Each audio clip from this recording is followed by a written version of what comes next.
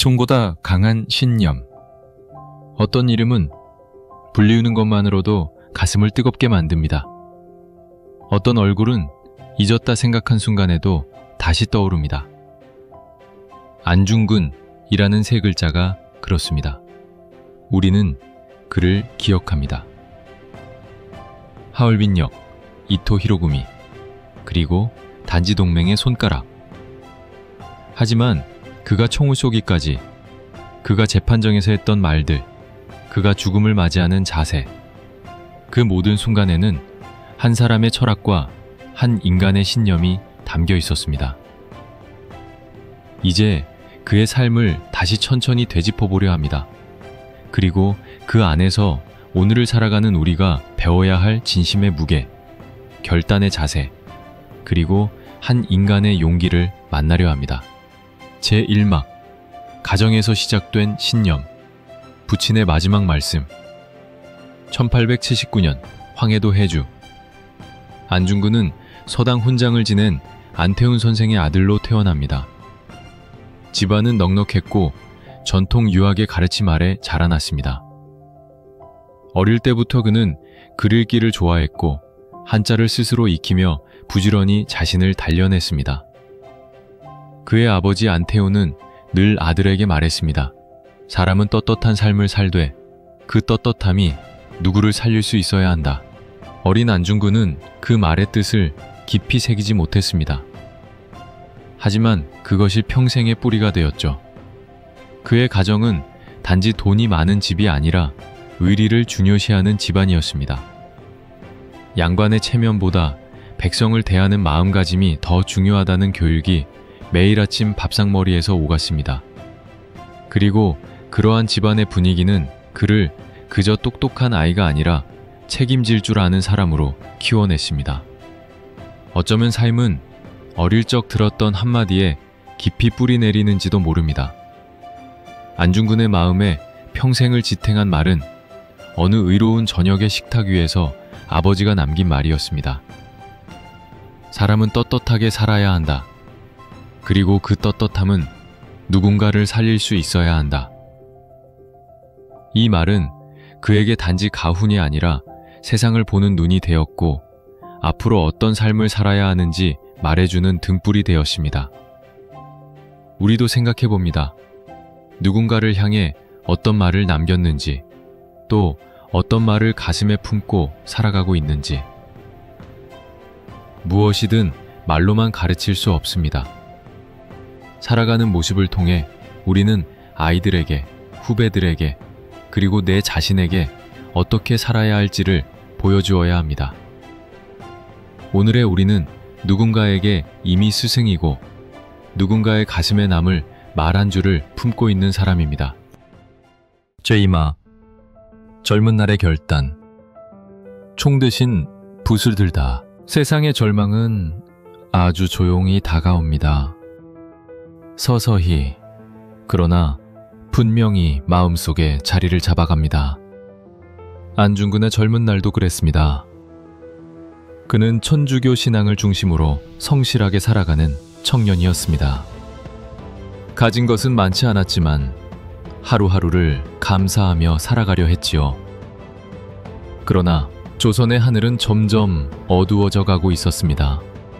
일본은 경제를 틀어쥐고 정치에 개입하며 조선을 조금씩 조여왔습니다. 청년 안중근은 고민에 빠졌습니다. 나는 평범한 청년이다. 신앙을 지키며 가족을 지키며 하루를 살아가는 사람이다. 하지만 이대로 괜찮은 걸까?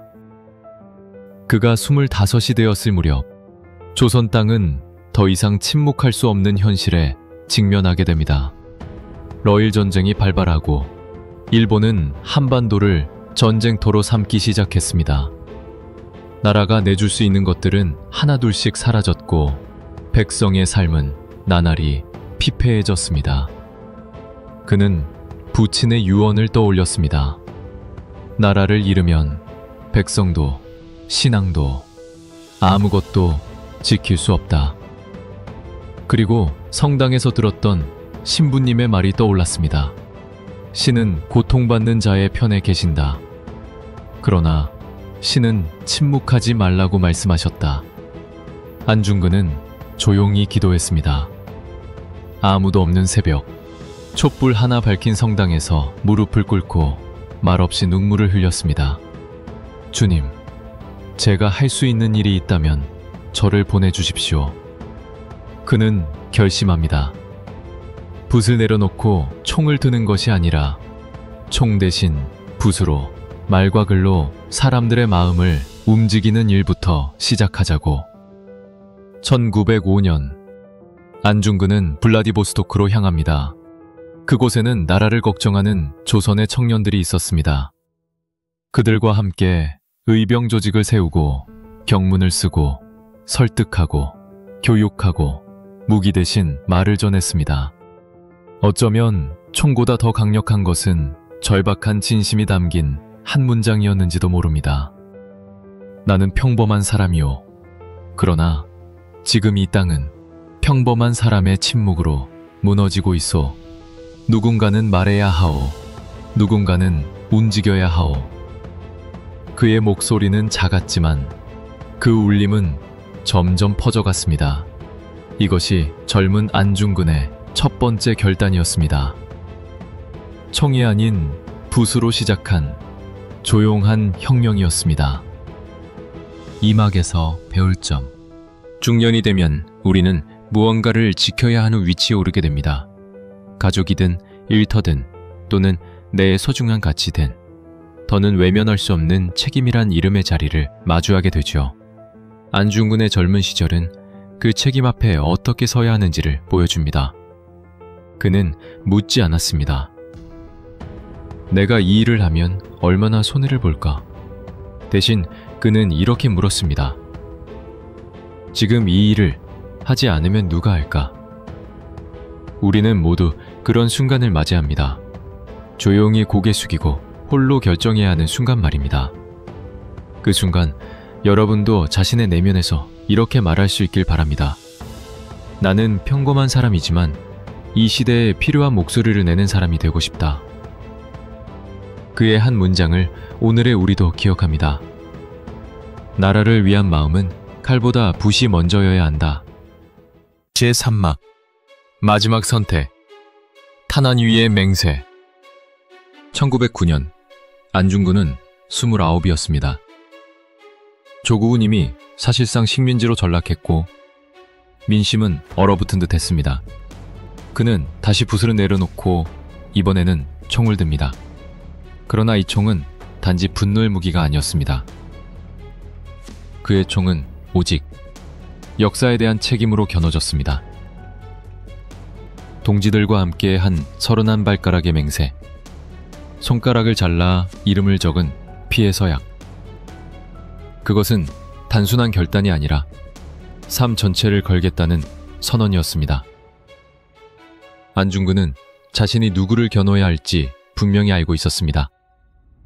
1905년 을사니악 체결을 주도한 자, 조선을 일본의 손에 넘긴 자, 조선을 팔아 자신의 지위를 얻은 자, 바로 이토 히로부미였습니다. 일본의 장군이자 조선을 집어삼킨 정치가. 그를 처단하는 것은 복수가 아닌 정의라고 안중근은 믿었습니다. 1909년 10월 26일 하얼빈역. 회색빛 새벽. 수많은 군중과 함께 하차하는 이토 히로부미. 그 틈을 뚫고 안중근은 앞으로 나아갑니다. 그리고 한치의 흔들림도 없이 산발의 총성을 울립니다. 이토는 쓰러졌고 안중근은 피하지 않았습니다. 총을 내려놓고 그 자리에서 체포됩니다. 그는 외쳤습니다. 나는 대한의 독립을 위하여 이토 히로부미를 처단했노라. 조선의 장래를 위해 한 사람을 쏘았노라. 그의 목소리는 단호했고 그의 표정은 평온했습니다. 누군가는 그를 테러리스트라 불렀고 누군가는 그를 영웅이라 불렀습니다. 하지만 그 자신은 그 누구보다도 자신의 선택을 가장 엄숙히 받아들였습니다. 내가 죽음으로써 조국이 깨어난다면 이 생은 1000번이라도 아깝지 않다. 그는 그 순간 총이 아니라 의지로 역사를 꿰뚫은 사람이 되었습니다. 산막에서 배울 점. 중년이 되면 때로는 결단이 필요할 때가 있습니다. 미뤄온 선택, 외면했던 갈등, 누군가는 나서야 하는 일들 앞에 이제는 내가 할 차례라는 걸 아는 나이입니다. 안중근은 말했습니다. 나는 사라질 것이지만 나의 행동은 사라지지 않을 것이다. 우리는 무엇을 남기며 살고 있을까요? 큰일이 아니어도 좋습니다. 한 사람을 위한 용기, 가족을 위한 결단, 후배를 위한 한마디 조언, 그 모든 것이 우리 삶 속에서 작은 총성이 됩니다. 안중근이 총을 쏜 이유는 한 사람을 없애기 위해서가 아니라 모두에게 정신을 깨우기 위함이었습니다. 지금 이 시대에 우리에게도 이런 질문이 필요합니다. 지금 내가 침묵하고 있다면 그것은 무엇을 지키지 못하게 될까? 위대한 선택은 그 순간의 용기에서 시작된다. 제4막 감옥 속의 나라. 붓으로 남긴 유언. 안중근이 하얼빈에서 체포된 후 그는 러시아 감옥에 잠시 수감된 뒤 일본에 넘겨져 리순 감옥으로 이감됩니다. 사슬에 묶인 죄수. 그러나 그의 정신은 누구보다 자유롭고 누구보다 높았습니다. 재판이 시작되자 그는 변호를 요청하지 않았습니다. 오히려 당당하게 자신이 왜 이토 히로부미를 처단했는지를 설명합니다. 그는 법정에서 일본 통역관과 판사에게 자신이 총을 든 것은 복수가 아닌 조선의 자주권 회복이라는 국제적 정의에 입각한 행위였다고 주장했습니다. 나는 정당한 전쟁의 논리로 국권을 침탈한 침략자에게 정당한 응징을 한 것이다. 당당하고 조리 있었으며 무엇보다도 진심이 담긴 말이었습니다. 감옥 안에서도 그는 멈추지 않았습니다. 붓을 들어 동양 평화론을 집필합니다. 그 책에는 조선과 일본 그리고 중국이 서로를 침략하는 악순환을 끊고 함께 번영하는 길로 나아가야 한다는 사상이 담겨 있습니다. 그는 총을 쏜 사람이었지만 결국 붓으로 평화를 말한 사람이었습니다. 또한 그는 감옥에서 기독교 교리를 바탕으로 간수들에게 존중을 받았고 심지어 일본 군인들도 그를 존경하게 됩니다. 그는 처형을 앞둔 날 어머니로부터 편지를 받습니다. 나라를 위해 죽는 것은 아깝지 않다. 나는 지금도 네가 자랑스럽다. 그 편지를 읽으며 그는 말없이 눈을 감습니다. 그리고 마지막으로 형이 집행되기 전 붓으로 이렇게 씁니다. 미국 헌신 군인 본분. 나라를 위해 몸을 바치는 것은 군인의 본분이다. 그는 조용히 그러나 단호하게 죽음을 맞이했습니다. 그러나 그 죽음은 끝이 아니라 물음표로 남아 오늘날까지 이어지고 있습니다. 우리는 과연 이 사람을 기억하고 있는가? 사막에서 배울 점. 살다 보면 우리는 감옥에 갇히지 않아도 무언의 억압 속에 갇힐 때가 있습니다. 할 말을 삼키고 해야 할 행동을 미루며 그저 살아남기에만 집중하게 되는 시기. 그러나 안중근은 말합니다. 죽음을 앞두고도 나는 붓을 들었다. 그것이 내가 할 수 있는 마지막 싸움이었기 때문이다.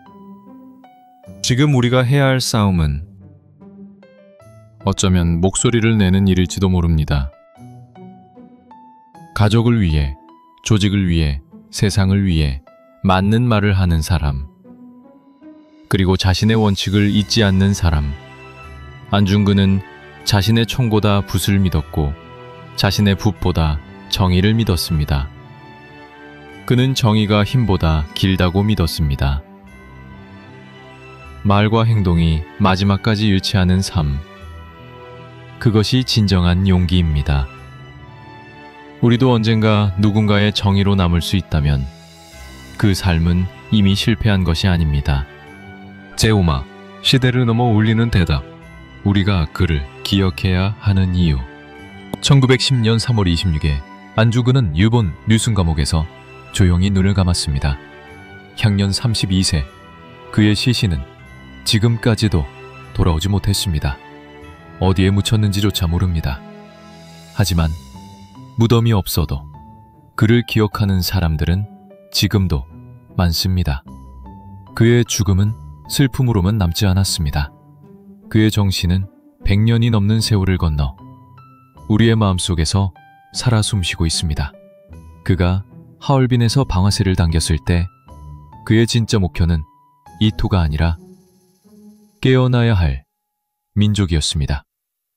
그가 감옥에서 붓을 들었을 때 그의 진짜 독자는 조선인만이 아니라 함께 살아갈 모든 이들이었습니다. 그리고 그가 마지막으로 남긴 말, 대한독립 만세.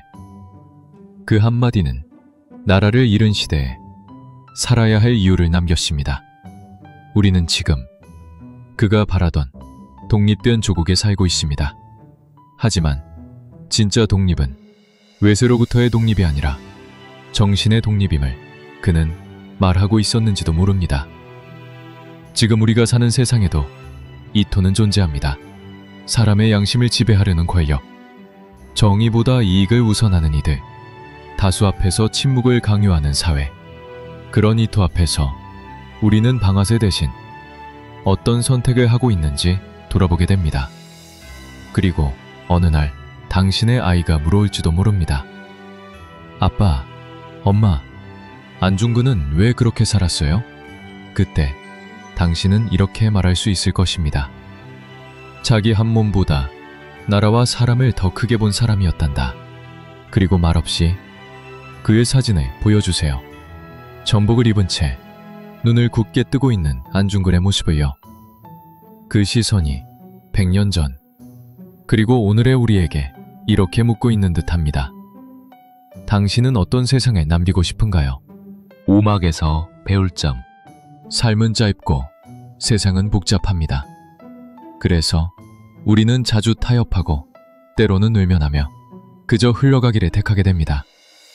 하지만 안중근은 그 짧은 삶을 정면으로 마주했습니다. 자신이 옳다고 믿는 길에 한 걸음 한 걸음 묵묵히 걸어갔습니다. 총을 쏘고 붓을 들고 침묵하는 대신 말했고 도망가는 대신 싸웠습니다. 그의 삶은 정의는 선택이 아니라 책임임을 보여줍니다. 나라가 없으면 백성이 없고 백성이 없으면 나도 없다. 그는 이 말을 몸으로 살아냈습니다. 오늘 우리가 살아가는 이 시대에도 정의는 여전히 중요합니다. 회사의 부당한 결정 앞에서, 가족 간의 갈등 속에서, 사회의 불의 앞에서 우리는 모두 작은 안중근이 될 수 있습니다. 침묵을 택할 수도 말할 수도 있습니다. 그 선택의 순간 그의 삶이 우리에게 조용히 말합니다. 침묵하지 말라. 당신의 양심이 깨어있는 한 당신은 세상을 바꿀 수 있다. 이제 우리는 그를 기리는 것이 아니라 그처럼 살아야 할 시간에 와 있습니다. 그것이 진정 안중근을 기억하는 길입니다. 에필로그. 한 사람의 외침이 세대를 울리다. 사람들은 묻습니다. 한 사람이 무엇을 바꿀 수 있느냐고. 하지만 역사는 말합니다. 언제나 세상을 바꾼 건 한 사람의 신념이었다고. 안중근은 그렇게 한 줄기 빛이 되어 어둠을 찢었습니다. 무기를 들고 나선 한 청년. 그가 남긴 것은 단지 의거의 역사가 아닙니다. 그는 조국을 위해, 백성을 위해, 그리고 그가 믿었던 정의라는 이름을 위해 자신의 전부를 내어놓았습니다. 그의 손끝에 쥐어진 총 한 자루보다 그가 감옥에서 써내려간 문장 한 줄이 더 많은 이들의 가슴을 흔들고 있습니다. 그의 죽음보다 그의 삶이 더 강렬했기에 우리는 지금도 그를 기억합니다. 지금 이 영상을 보고 계신 여러분, 혹시 삶의 방향을 잃은 채 그저 하루를 버티고 계시진 않으신가요? 혹은 내가 걸어온 이 길이 과연 옳았는지 가끔 회의가 들지는 않으신가요? 그럴 때마다 우리는 안중근이라는 이름을 떠올려야 합니다. 그는 분명히 말했습니다. 나는 죽으나 나의 정신은 죽지 않는다. 그 정신은 우리가 오늘을 살아갈 이유가 됩니다. 힘겨운 하루 속에서도 정직을 잃지 않는 것, 작은 불의에 침묵하지 않는 것, 가족과 동료에게 따뜻한 사람이 되는 것, 이 모두가 애국이자 그가 말한 정신의 연장이 될 수 있습니다. 그는 비록 이름 없는 땅에 묻혔지만 그의 이름은 수많은 사람들의 가슴에 남았습니다. 우리도 그처럼 묻히지 않는 삶을 살아야 합니다. 누군가를 위해, 더 나은 세상을 위해 작은 외침이라도 멈추지 않는 삶. 여러분, 오늘도 선택의 기로에 설 때 그의 목소리를 기억해 주세요. 정의는 누구의 것도 아닙니다. 정의는 우리가 지켜야 할 약속입니다. 그리고 그 약속은 지금 당신의 일상 속에서도 작게 울리고 있을지도 모릅니다. 감사합니다. 지금까지 위인을 통해 배우는 삶의 태도, 안중근 편이었습니다. 여러분의 하루가 정의롭고 따뜻하게 채워지길 진심으로 응원드립니다. 이야기가 마음에 닿으셨다면 좋아요와 구독으로 더 많은 이야기를 함께 나눠주세요.